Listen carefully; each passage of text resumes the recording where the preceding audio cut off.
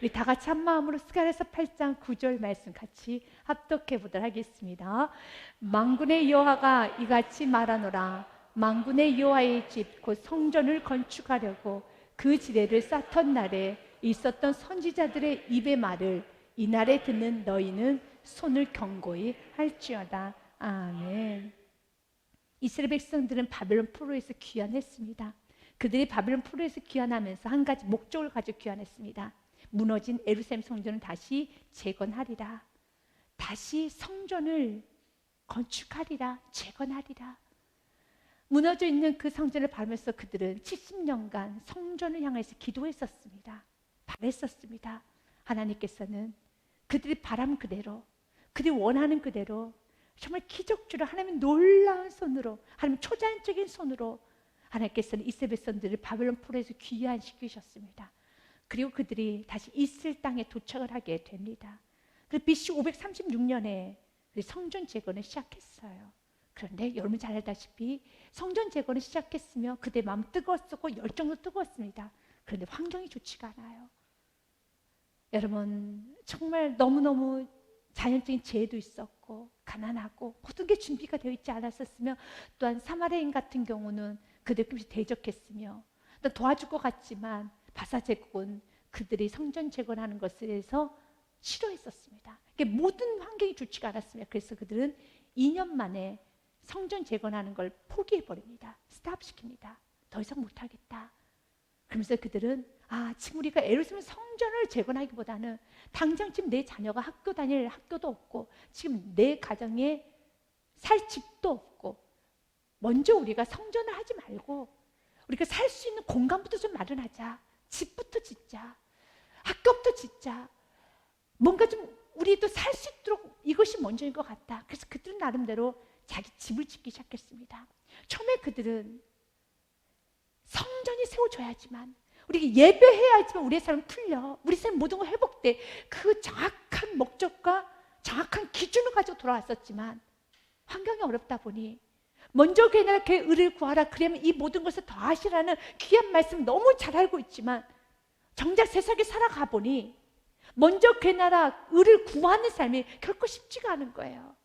그래서 교회 나라 교회 의를 구하는 삶을 좀 나중에 하고요, 먹을 거 입을 거 마실 걸 먼저 챙기고 그 힘을 가지고 내가 성전을, 내가 하나님 나라를 건축하리라 라고 그들은 뒤집어서 생각했어요.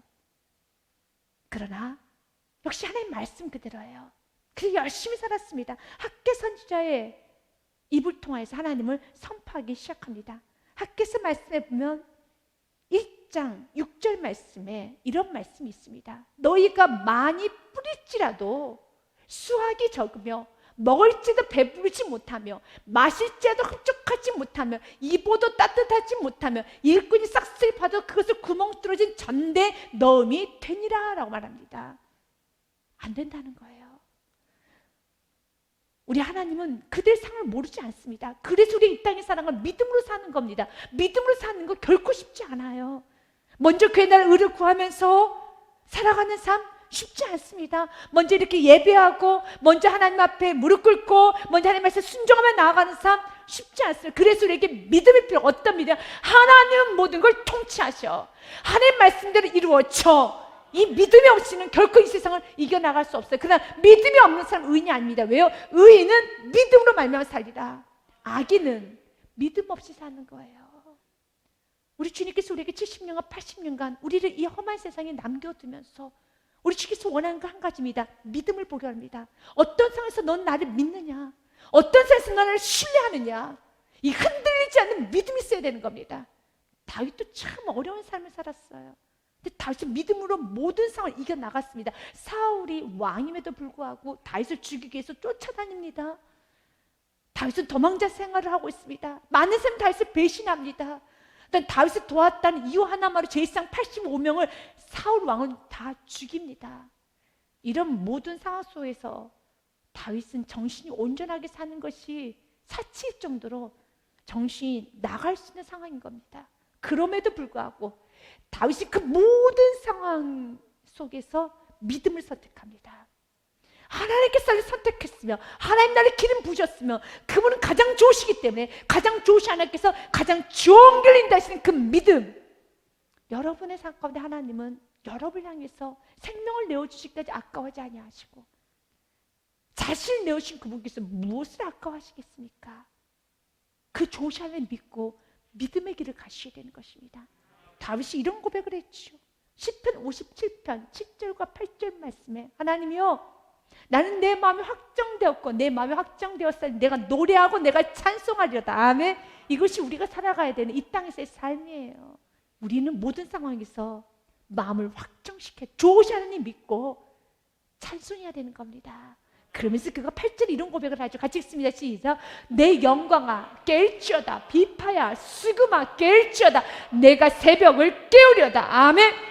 나는 오늘도 열심히 살 것이고 내일 눈을 감지 아니할 것이고 내일아 내일 새벽아 내일아 내게로 오라. 내가 내일을 청복하리라. 내가 오늘 이 밤을 청복하리라. 내가 오늘 하루의 삶을 청복하리라.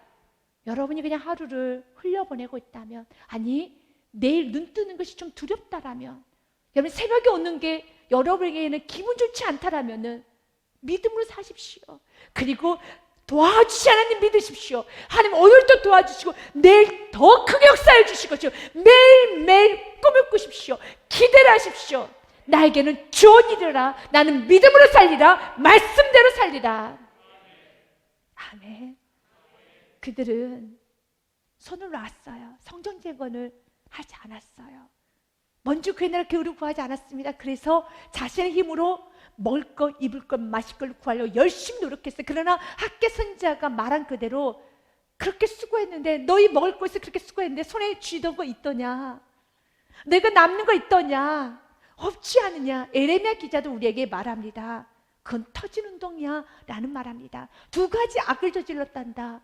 내 백성이 두 가지 악을 행하네. 첫째는 그들이 생수 근원된 나를 버린 것과 스스로 웅덩이를 판 것인데, 주님 이걸 죄로 보고 있음을 꼭 기억하십시오. 스스로 웅덩이 파는 인생, 그건 죄예요. 세상에서는 그걸 뭐라고 말하나요? 자수성가했다고 하죠. 세상에서는 그런 사람을 향해서 박수를 쳐주지요. 그리고 참 실력 있다고 말하지만 성경은 그것은 죄다라고 말합니다. 또한 그것은 그물을 가두지 못할 터진 웅덩이라. 믿으십니까? 여러분 두 가지 얘기 무엇이야? 하나님을 버리는 것 첫 번째. 두 번째 제가 무엇입니까? 버리고 난 다음에 자기 스스로 웅덩이를 파는 게 두 번째 죄예요. 이 두 가지를 성경은 죄로 봅니다. 하나님을 버리고 있었던 죄, 두 번째 자기 스스로 웅덩이를 판 죄. 우리는 주님과 함께 해야 되는 겁니다. 그랬던 그들 16년간 그들 성전 재건을 멈춥니다.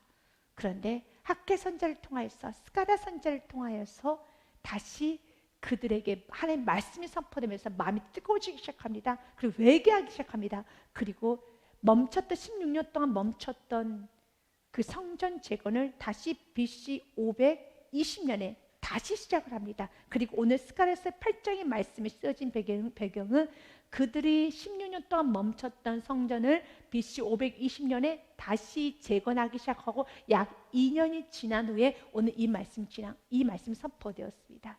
성전은 4년 만에 완전히 재건이 됩니다. 그러니까 중간이 지났어요. 2년이 지나고 난 후에 다시 이 말씀을 선포하면서 그 당시에 학개 선지자했던 말 다시 기억나게 합니다. 왜냐하면 이제 성전 재건을 2년이 지났어요. 이제 앞으로 반 정도만 더 하면 되는데 여전히 상황 어려워요. 힘들어요. 그래서 다시 그들에게 지쳤던 그들, 일단 힘든 그들에게 말씀으로 다시 용기를 주는 것이 오늘 본문의 말씀이라는 겁니다. 여러분 지금까지 믿음 생활 잘 해오셨습니까? 그러나 좀 지치셨습니까? 좀 힘이 드십니까? 오늘 말씀을 통해 위로받으시기 바라겠습니다. 말씀을 통해 은혜 받으시기 바랍니다. 주님 이렇게 말합니다. 만군의 여호와가 이같이 말하노라. 만군의 여호와의 집 그 성전을 건축하려고 그 지대를 쌓던 날에, 그 지대를 쌓던 날 기억하느냐? 그때 학개 선지자 했던 말 기억하느냐? 학개 선지자 이런 말을 했었어요. 학개서 2장 4절 말씀에 보면은요, BC 520년, 그러니까 그들 성전 재건을 다시 재건을 시작했던 그날, 지금 오늘 본문의 말씀을 본다면 2년 전에 바로 학개 선지자 했던 말이에요. 2년 전에 했던 말입니다. 그거 기억하느냐? 학개 선지자 이렇게 말했어요. 그러나 여호와가 이르노라 스룹바벨아. 스룹바벨은 이스라엘의 영적 지도자였었습니다. 이 성전 재건을 이끌었던 리더자입니다. 스룹바벨아 스스로 굳세게 할지어다. 여호사닥의 아들 대제사장 여호사야 스스로 굳세게 할지어다. 여호와의 말이니라. 이 땅 모든 백성아 스스로 굳세게 하여 일할지어다. 내가 너희와 함께 하노라. 만군의 여호와의 말이니라. 아멘. Be strong, I am with you. 스스로 굳세게 하라. Be strong, 굳세게 하라. I am with you. 내가 너와 함께 하리라. 이 말에 은혜를 받고요. 내가 너와 함께 할 테니 굳세게 하여라. 굳세게 하여라. 이 말씀에 은혜를 받고 그들은 다시 성전 재건에 힘을 썼어요. 그리고 2년 지났어요. 오늘 그 말씀 다시 기억하면서 9절 말씀에 뭐라고 말합니까? 기억하느냐? 만군의 여호와의 집 곧 성전을 건축하려 그 집을 쌓던 날에 있었던 선지자들의 입의 말을 이날에 듣는 너희는 손을 경고히 할지어다. 아멘. 손을 경고히 할지어다. 빌수록 경고히 담대하게 할지어다. 동일하게 선포하고 있습니다. 흔들리지 말라는 것입니다. 흔들리셨습니까? 다시 믿음의 옷깃을 여미십시오. 예수 외에 다른 길은 없어요. 말씀대로 살아야 되는 겁니다. 언제까지요? 끝까지요. 여러분, 눈에 보일 때까지요. 저 처음 가는 그날까지 믿음을 놔버릴 순간에 우리가 살아야 되는 존재 이유는 없어요. 그리스도는 딱 한 가지입니다. 믿음으로 살아야 되는 겁니다. 요한계시록 말씀 2장 말씀에 보면 예배소서 교회가 납니다. 예배소서 교회는 굉장히 뜨거웠던 교회예요. 굉장히 다이나믹한 교회였었습니다. 그런데 책망을 합니다. 그러나 내가 너를 책망할 것이 있나니 너희 처음 사랑을 버렸느니라. 너희 처음 사랑을. 그때 그 뜨거웠던 그 사랑을 버리고 이제는 매너리즘에, 이제는 그냥 예배를 그냥 예배로 하나의 형식으로 계속 드려지는 겁니다. 그렇게 살면 안 된다는 거예요. 다시 뜨겁게 내가 처음 예수 그리스도를 만났을 때 그 예배의 감격을 회복하기 원하며 그 주의 성전을 봤었을 때 그 성전에 흐르는 그 축복과 성전에 흐르는 그 생수의 강이 흐르는 그 모습을 보면서 그 뜨거웠던 그 첫사랑을 회복하여라. 어디서 그 첫사랑을 잃어버리지 다시 찾아오라는 것입니다. 뜨겁게 살아야 되는 거예요. 그러므로 어디서 떨어졌는지를 생각하고 회개하십시오. 처음 행위를 가지라. 만일 그리하지 아니하고 회개하지 아니하면 내가 내게 가서 내 촛대를 그 자리에서 옮기리라. 주님 옮기시겠다는 거예요. 그런데 하나님께서는 이스라엘 백성들을 다시 이렇게 세웠던 것처럼 오늘 이 말씀 듣는 저와 여러분의 마음을 다시 뜨겁게 이렇게 세워주사 그 처음 사랑, 그 뜨거운 사랑, 말씀을 들어도 말씀 목이 마르고 찬양을 불러도 눈물이 끊어지지 않았던 그 처음 사랑, 지금 우리가 온전히 회복되어서 매일매일이 여러분 1일이 되기 원합니다. 우리 젊은 연예인, 젊은 연인들이 우리가 1일이야 라고 하는 것처럼 매일매일 주님과의 여러분 사랑의 교제를 하기 원하며 매일매일 집 앞에 오늘이 내 인생의 마지막 거인 것처럼 뜨겁게 살기 원합니다. 그래서 오늘 주님 우리에게 말합니다. 너희들이 뜨겁게 살지 못했던 이유, 어디서 처음 사랑을 버렸는지 한번 돌아보자는 겁니다. 무엇 때문에 마음이 뺏겼는가? 무엇 때문에 그렇게 지금 신앙이 바닥으로 떨어져 가고 있는가? 한번 돌아보라는 겁니다.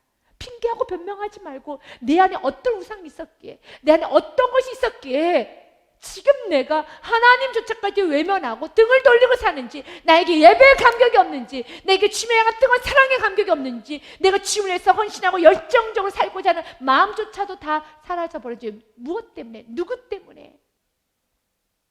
하나님은 여전히 오늘도 역사하고 계셨죠. 한번 찾아보라는 것입니다. 윌리엄 템플은 이런 말합니다. 혼자 있을 때 하는 일이 곧 당신의 신앙이다라는 말을 해요. 여러분 혼자 있을 때 뭘 합니까? 다시 말해서 마음속에 실제 신은 따로 신경 쓸 일이 없을 때 저절로 흘러가는 생각이다. 그러니까 내가 특별히 생각하지 않아도 계속 자신도 모르게 흘러가는 그 생각은 여러분 안에 있는 우상이 될 수 있다는 거죠. 당신이 오늘 또 즐기는 공상은 무엇인가? 무심코 당신 머릿속을 차지하는 상상은 무엇인가? 이것이 한번 마음속으로 점검해 보라는 거예요. 무심코 불현듯이 찾아오는 그런 생각들, 그것은 우상이 될 수 있다는 거죠. 또 둘째, 우리 안에 있는 우상, 우리 안에 주님께 온전히 향하지 않으며 끊임없이 유혹을 받을 수밖에 없는 둘째 요인에 대해서 이렇게 말합니다. 돈을 어떻게 쓰는지 보면 자신이 속으로 진짜 사랑하는 것이 무엇인지 식별할 수 있다. 예수님 우리에게 말하기를 내 보물이 있는 곳, 그곳에는 내 마음도 있느니라 라고 하셨다. 돈은 당신이 가장 사랑하는 대상 쪽으로 저절로 흘러가게 되어 있다 그랬어요. 내가 어디에 시간을, 내가 어디에 돈을, 내가 어디에 많은 생각을 자신도 모르게 어디에 내 귀가 번쩍되어 있는가는 지금 내가 마음속에 중심을 잡고 있는 거예요. 그렇기 때문에 그 우상을 버려야 돼요. 그 우상 아니야, 난 얼마든지 절제할 수 있어, 컨트롤할 수 있어, 난 통제할 수 있어. 그렇게 영적 세계를 가볍게 생각하면 안 되는 겁니다. 주님 우리에게 말합니다. 다시 한번 처음 사랑을 가지라는 겁니다. 흔들리지 말라. 무엇 때문에 지금 생각이 뺏겼으며, 무엇 때문에 마음이 흔들렸으며, 무엇 때문에 지금 하나님을 향한 사랑이 흔들렸는가, 다시 한번 점검하면서 주님 우리에게 말합니다. 내 손을 견고하게 할지어다. 믿음으로 굳건히 할지어다. 시편 62편 5절과 6절 말씀에도 주님 우리에게 말합니다. 내 영혼, 나의 영혼아 잠잠히 하나님만 바라라. 물은 나의 소망이 그로부터 나오는도다. 아멘. 하나님만 바라라는 것입니다. 6절 말씀 같이 읽습니다. 오직 그만이 나의 반석이시오, 나의 구원이시오, 나의 요새시니 내가 흔들리지 아니하리로다. 아멘. 내가 흔들리지 아니하리로다. 경고하십시오. 그래서 여호사도 이렇게 고백하죠. 1장 9절 말씀에 내가 내게 명령한 것이 아니냐. 가고 담대하라. Be strong. 가고 담대하라. 두려워하지 말라. 놀라지 말라. 내가 어디로 가든지 내 하나님 여호와가 너와 함께 하느니라 하시니라. 아멘. 어디로 가든지 하나님은 God will be with you. 하나님이 여러분과 함께 하시겠다는 것이죠. 두려워하지 마십시오. 놀라지도 마십시오. 우리가 믿음을 잃어버리면 우리는 너무 초라해져요. 그리스도의 믿음을 놔버리면 그리스도의 세상 사람도 훨씬 더 초라하게 살 수밖에 없어요. 그러나 우리가 믿음을 갖기 시작하면 세상이 감당 못한 사람이 되는 겁니다. 일단 믿음 그대로 역사가 이루어지죠. 오늘 성경 우리에게 말합니다. 그들 흐트러지고 마음이 흐트러지려고 하는 그들에게 다시 한번 말씀을 통해 은혜를 주시면서 견고하게 붙잡습니다. 그리고 주님이 이렇게 약속합니다. 이날 전에는 사람도 삭스를 얻지 못하였고 짐승도 삭스를 받지 못하였으며 사람이 원수로 말미암아 평안히 출입하지 못하였으나 내가 모든 사람을 서로 풀어주게 하였느니라. 우리가 하나님의 나라를 먼저 구하지 아니하고 세상 방식을 따라가며 삭도 얻지 못하고 짐승 삭지받지 못하고 사람이 원수로 말미암아 평안히 출입하지도 못하고 또 하나님 모든 사람을 서로 풀어주게 하였느니라 라는 말은 하나님이 방치해두면 서로 싸워요. 하나님 부부를 붙들어주지 않으면 부부가 계속 싸움이 일어납니다.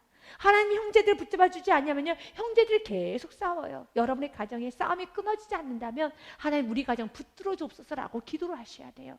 10절 말씀에 보면 공동 번역으로 좀 쉽게 번역이 되어 있어요.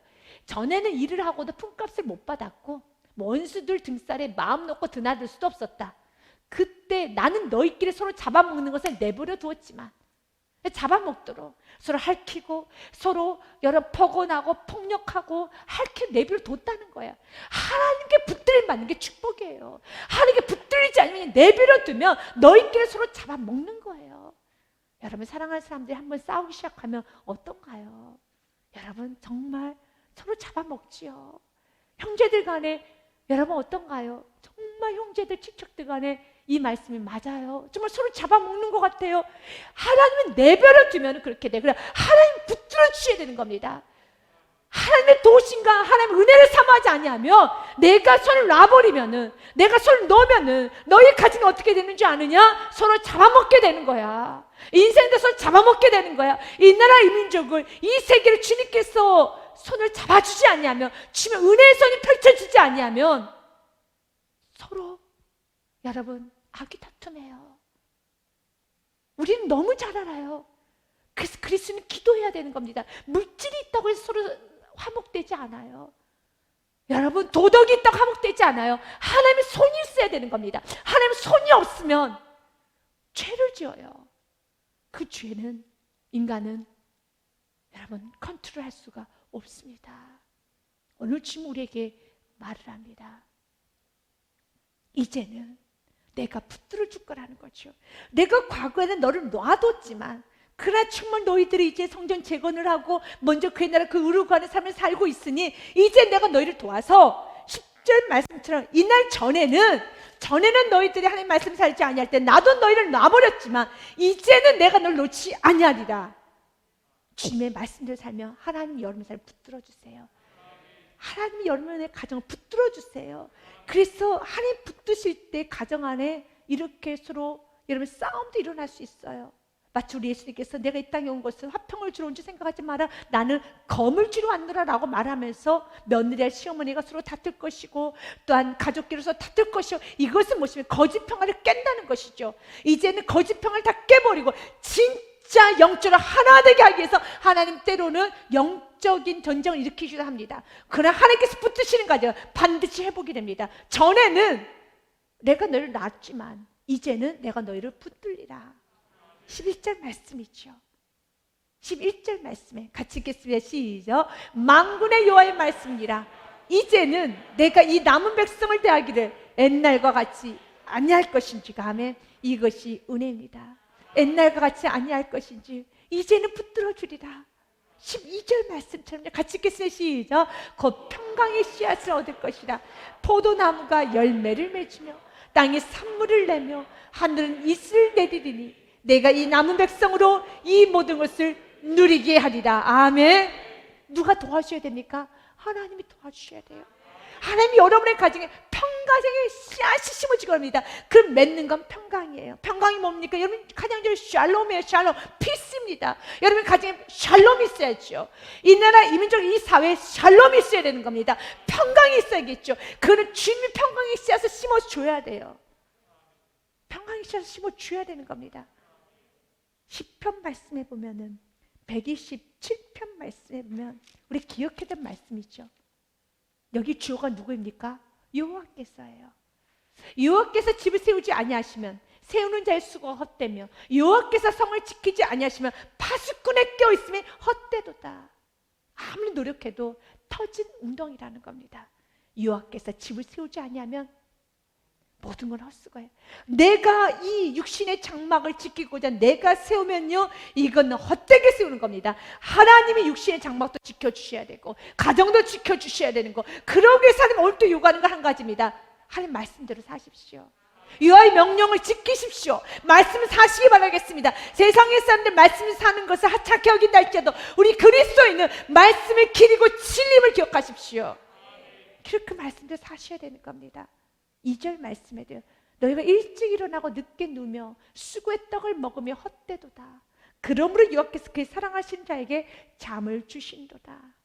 여호와께서 주셔야 되고 여호와께서 세우셔야 되고 여호와께서 지키셔야 되고 여호와께서 붙들어 주셔야 되는 것입니다. 시편 128편의 말씀 우리가 지켜야 될 말씀이죠. 같이 읽겠습니다. 시작. 여호와를 경외하며 그의 길을 걷는 자마다 복이 있도다. 경외신앙이에요. 그리고 그 길을 걷는 자마다 복이 있습니다. 경외신앙이 무엇입니까? 아브라함을 향해서 하나님 이렇게 말하죠. 이제야 네가 나를 경외하는지 내가 아노라라고 말씀하셨죠. 그 사건이 어떤 사건입니까? 아브라함이 자기 독자 이삭을 하나님께 바치는 사건이죠. 그건 입으로만 바치지 않았어요. 마음으로만 바치지 않았어요. 하나님 마음만 드리겠습니다. 입으로만 하겠습니다. 그렇지 않았어요. 하나님께서 명령하실 때 그 명령 너무 아픈 명령이에요. 너무 힘든 명령입니다.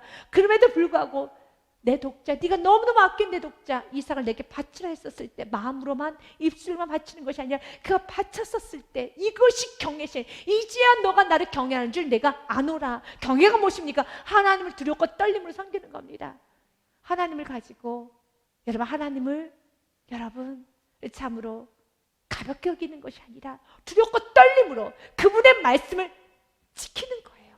그분의 말씀에 순응하는 겁니다. 그분의 말씀에 내 환경 처지, 내 감정만 돌보는 것이 아니라 그분의 말씀의 존귀함을 알고 그분의 말씀의 실제를 알고 그분의 말씀을 붙드는 것입니다.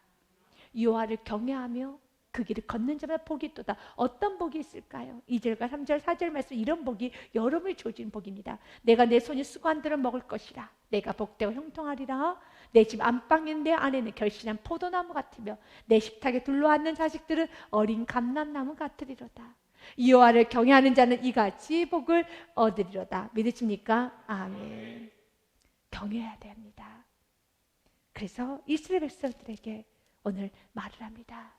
이스라엘 백성들아, 이제 내가 너에게 평강의 씨앗을 얻게 해줄 것이란다. 포도나무가 열매를 맺으면 땅에 산물을 내며 하늘 이슬 내리리니. 이런 축복을 받기 위해서는 우리는 전체적인 말씀을 통해서는 알았지만 하나님을 경외해야 되는 겁니다.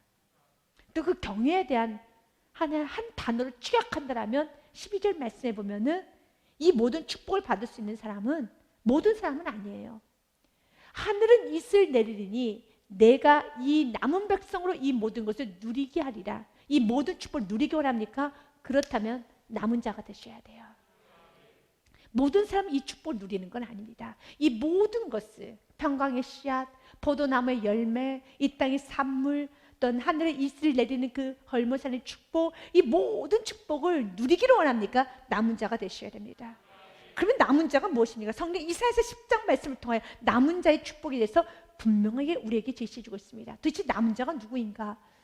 그날에 이스라엘 남은 자와 야곱 족속의 피난한 자들이 다시는 자기를 친자를 의지하지 아니하고, 친자는 누구냐면 바벨론, 아수르를 말합니다. 바벨론이나 아수르를 의지하지 아니하고 이스라엘의 거룩하신 이 여호와를 진실하게 의지하리니. 아멘. 우상 섬기지 아니한다는 겁니다. 진실하게 하나님만 의지하고 사는 거. 애굽 의지하지 않아요. 자기 친자. 여러분 무엇 때문에 여러분 고생했습니까? 물질 때문에 좀 고생을 했습니까? 무엇 때문에 고생했습니까? 건강을 해서, 질병을 해서 고생했어요. 무엇 때문에 고생했습니까? 자녀? 여러분 또한 인간관계, 아니면 권력? 무엇 때문에 고생했습니까? 우리 고생하는 건 세상의 여러 요소 때문에 고생을 많이 당했죠. 이것이 나를 쳤죠. 물질이 나를 너무 아프게 오랫동안 10년 동안 쳤고, 또한 여러분 어떤 지식이, 세상 권력이 나를 너무 많이 쳤죠. 자녀를 해서 내가 많은 눈물을 흘렸죠. 다시는 의지하지 않고, 다시는 우상으로 섬기지 않고, 물질 우상 섬기지 않고, 세상 우상 섬기지 않고, 다시는 권력 우상 삼지 않고. 여러분 나는 안락이 없어. 난 항상 피곤해. 내가 10년간 아주 불편한 생활했다라면, 이게 날 쳤다면 다시는 세상적인 것에 내가 의지하지 아니하고 이스라엘의 거룩하신 이 여호와를 진실하게 의지하는 자, 이런 분들이 남은 자예요. 21절과 22절에도요. 남은 자, 곧 야곱의 남은 자가 능하신 하나님께로 돌아올 것이라. 22절 말씀 같이 읽습니다. 이스라엘이여, 내 백성이 바다의 모래 같을지라도 남은 자들만 돌아오리니 넘치는 공의로 파멸이 작정되었습니다. 아멘. 바다 모래 같을지라도 남은 자만 주면 돌아오게 하시고, 오늘 본문 말씀도 마찬가지입니다. 이 모든 축복은 누구에게나 다 주는 것이 아니라 이 남은 백성으로 이 모든 걸 누리게 하리라. 항상 하나님은 구분하십니다. 남은 자만 축복할 것이란다. 남은 자만 돌아오게 될 것이란다. 남은 자에게만 이 모든 축복을 누리게 될 것이란다. 진실하게 주님만 의지하는 자. 많이 고생했음에도 불구하고, 정말 많이 울었음에도 불구하고 여전히 아직도 매어있고, 아직도 여러분들이 놓지 못하고 있다면 이 축복을 받을 수가 없어요. 하나님은 그래서 오늘 또 말합니다. 우상을 버리라는 겁니다. 우리 안에는 지저분한 것들, 나를 괴롭게 하는 것들, 왜 또 매어서, 왜 또 내가 그걸 의지하고, 왜 또 나의 생각과 시간과 내 몸과 마음을 다 빼앗기고 이렇게 고생하며 사느냐. 여호와만 진실히 의지하여라. 이 남은 백성으로 이 모든 걸 누리게 하리라. 13절 말씀에 한 번 더 9절 말씀과 동일한 말씀이 선포됩니다. 유다 족속아, 이스라엘 족속아, 너희가 이방인 가운데 저주가 되었었으나 이제는 내가 너희를 구원하여 너희가 복이 되게 하리니. 믿으십니까? 두려워하지 말라. 아멘. 손을 경고히 할지니라. 아멘. 두려워하지 말라. Do not be afraid. Let your hands be strong. 손을 경고히 할지어다. 주님께 우리에게 말합니다. 흔들리지 말라는 겁니다. 여러분도 흔들리지 마십시오. 진실하게 요한만 의지하시기를 바라겠습니다. 그러면서 14절서부터 17절까지는 연이어 과거 너희 조상들의 그 죄를 답습하지 말고 이제는 너희는 새로운 피조물이오니 너희는 이제는 새 부대고 너희는 새 것이 되었으니 제대로 살라는 겁니다. 그 제대로 사는 것 중에 하나가 이제는 겸손히 받아들이십시오. 겸손하게 이제는 주의 말씀 떨어지면 여러분 생각과 여러분 의지를 여러분 꺾으실 수 있는 은혜가 있어야 되는 겁니다. 만군의 여호와가 이같이 말하노라. 너희 조상들이 나를 경노하게 했을 때 내가 그들에게 재앙을 내리기로 뜻하고 뉘우치지 아니하였으나 이제 내가 다시 예루살렘과 유다 족속에 은혜를 베풀기로 뜻하였나니 너희는 두려워하지 말지니라. 아멘. 이제 내가 너에게 재앙이 아니라 은혜를 베풀기로 한다는 거예요. 그러면 어떤 사람은 재앙을 받고 어떤 사람은 은혜를 받습니까? 여러분 은혜를 받는 심령이 되셔야 됩니다. 그럼 어떤 사람은 재앙을 받습니까? 14절처럼 바로 그들의 조상들처럼 그들에게 재앙을 내기로 뜻하고 뉘우치지 아니었으나 그들이 뉘우치질 않아요. 뉘우치지 아니한 사람 여러분 완고한 자 재앙받아요. 그러나 하나님 말씀 비춰주면 돌이키는 자 은혜가 임하는 자인 겁니다. 이스라엘서 말씀 에스겔 우리가 에스겔서 말씀해 보면 에스겔 선지자도 이스라엘 백성들 향해서 끊임없이 외쳤던 말씀이 있었습니다. 또 새 영을 너희 속에 두고 새 마음을 너희에게 주되 너희 육신의 굳은 마음을 제거하고 부드러운 마음을 줄 것이며. 아멘. 우리가 제거되는 건 여러분 굳은 마음이에요. stone, heart of stone. 여러분 돌 같은 마음을 버리셔야 되고요. heart of 여러분 flesh. 여러분 부드러운 마음, soft한 마음을 받으셔야 돼요. 돌 같은 마음은 버리셔야 되는 겁니다. 17절 말씀에 또 내 영을 너희 속에 두어 너희로 내 율례를 행하게 하리니 너희가 내 규례를 지켜 행할지니라. 아멘. 우리가 말씀에 살고 싶지만 우리 말씀을 살기에는 역부족입니다. 아주 우리는 부족합니다. 그러나 우리 말씀 살 수 있도록 우리 안에 계신 성령님께서 나를 움직일 수 있도록 나를 컨트롤할 수 있도록 나를 리모트 컨트롤 나를 조종하실 수 있도록 여러분들이 성령님께 여러분의 의지와 마음과 생각을 내어드리셔야 되는 겁니다. 내어드리셔야 되는 겁니다. 여러분 집에 리모트 컨트롤이 있을 겁니다. 리모컨이 있을 겁니다. 여러분 이때 여러분이 원하는 대로 누르는데 그것이 어때요? 이렇게 여러분 원하는 대로 나는 234번 눌렀어요. 235번, 네, 234번은 굿TV, 235번은 CTS예요. 네, 235 이렇게 눌렀어요. 근데 눌렀는데요, 안 나오고 0번이 나오고 1번이 나오고 그래요. 그럼 어떻게 해요? 버려야 돼요. 수리 맡겨야 돼요. 아니면 성격 급하신 분은 뭐 때려요. 때려요. 맞아요. 쓸모없는 자가 됩니다. 주님이 나를 움직이실 수 있어야 되는 겁니다. 우리는 규례를 다 지켜갈 수 없어요. 그러나 주님께서 내 마음에 이제 딱딱한 마음 벗어버리고 도대체 너를 움직일 수가 없구나. 너를 내가 이끌어갈 수가 없구나. 이 세상에 우리가 말씀을 사는 것은 정말 불가능하지만 이 불가능한 일이 완전히 가능케 된 일 한 가지입니다. 우리 안에 플래시한 마음, 우리 안에 부드러운 마음을 가져야 돼요. 그러면 주님께서 우리를 움직이시고 우리는 그 움직인 대로 가면 되는 겁니다. 주님 오늘 말합니다. 너희 조상들의 문제는 뭔 줄 아느냐? 회개하지 않는 거, 딱딱한 마음, 돌이키지 아니한 거, 은혜를 보여줘도 여전히 나는 여기까지, 다음에요, 나중에요. 여러분 성령님을 누르고는 여러분의 삶에 평강은 없습니다. 한 번 더 말합니다. 호세아서 10장 12절 말씀에도요 이렇게 말합니다. 너희가 자기를 위하여 공의를 심고 인애를 거두라. 너희 묵은 땅을 기경하라. 지금이 곧 여호와를 찾을 때니. 아멘. 마침내 여호와께서 오사 공의를 빛으로 너희에게 내시라. 아멘. Now 지금이 여호와를 찾을 때예요. 묵은 땅을 기경하십시오. 지금 찾으시기 바라겠습니다. 지금 오늘도 여러분들에게 미래와 희망을 주기 원합니다. 에레미야서 29장 10절부터 14절 말씀 보겠습니다. 여호와께서 이같이 말씀하시니라. 바벨론에서 70년 차면 내가 너희를 돌보고 나의 선한 말 너에게 성취하여 너희를 이곳으로 돌아오게 하리라. 아멘. 이 약속의 말씀 믿고 나아가면 되는 겁니다. 11절 말씀에 여호와의 말씀이니라. 너를 향한 나의 생각을 내가 아나니 평안이요 재앙이 아니라 너희에게 미래와 희망을 주는 것이니라. 그래서 우리는 무엇을 해야 됩니까? 12절과 13절 말씀. 너희가 내게 부르짖으며 내게 와서 기도하며 내가 너희들 기도를 들을 것이요. 13절 말씀. 너희가 온 마음으로 나를 구하며 나를 찾을 것이요 나를 만나리라.